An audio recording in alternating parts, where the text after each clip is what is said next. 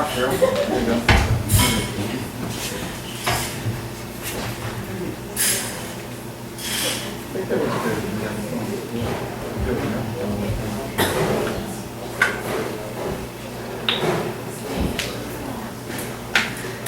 There's a sort of game I find that my wife and I play. We have 3 daughters, all under age of 5. Late at night with squinted eyes, we'll see who's first to hear their cry. Certain nights turn into mornings when it happens more frequently, and sometimes I'll even cheat and peek, hoping that she'll leave me sleep. Then I'll feel that sharp elbow or jab to the abdomen until up and at 'em. Particular moments they'll find us frozen, so not wanting to get up at all, and the question we have to answer who will respond to those cries and who will answer those calls. In the same way, as a youth pastor in the hood on the west end of Rock Island, I hear cries, sometimes cleverly disguised with a smile. I've learned to read between the lines and reach into their lives and feel the emptiness inside by bringing youth hope that only Jesus can provide. Stories are hard to stomach and hard to hear. There are things that are hard to see, and they weigh me down to my knees, and stories like these of violence. When a young man said, "Chris, at night I try to close my eyelids and I'm hit with vivid images depicting that night when shots rang, a friend of mine lying on his back. We were just having fun on the dance floor, partying with every step, wondering what song would play next, but it was a gun that sung a song of death. It whistled like missile and tore through his flesh, and I watched him take his last breath. Chris, how can I concentrate on school when I'm wondering if I'm next?" Shayla came in with a smile to the youth center and tells me, "Chris, I'm about to write my man a letter." I'm like, "So?" "He's in jail."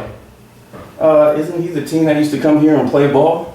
"Yeah, I remember. He had a really bad temper. Can I ask you a question? Did he ever hit you?" "Nah, he don't be hitting on me good, but he chokes me." She said with a smile, so she'd rather have the burden of a few bruises and use blush to remove them because her heart is entombed with rejection. She lives with no recollection of an involved father that's ever brushed her with a touch of fatherly affection, so she just has learned to accept this. Abuse, abandonment, suicidal thoughts, identity, rage, street life, this next generation. That night I closed the door in my daughter's room and knelt with a weight on my back that only God could power lift. He did so by showing me them. Them, my wife, my kids, my mentors, my memories of when I was a teen. I had both parents and they did everything they could, but it didn't stop me from wanting to be a boy in the hood.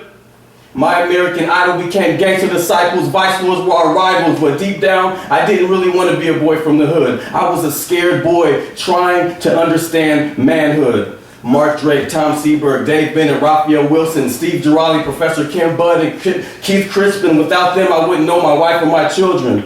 When my heart cried, they heard, answered my calls, didn't reject me, but instead invested in me collectively. Because of them, I can offer a hope that I know, a hope that I can show, so I can answer the cries of the students in my community, renew their minds so they understand the days of blaming circumstance, parents, and people are history. Stop playing the victim and realize you have the victory. They say that pictures are worth 1,000 words.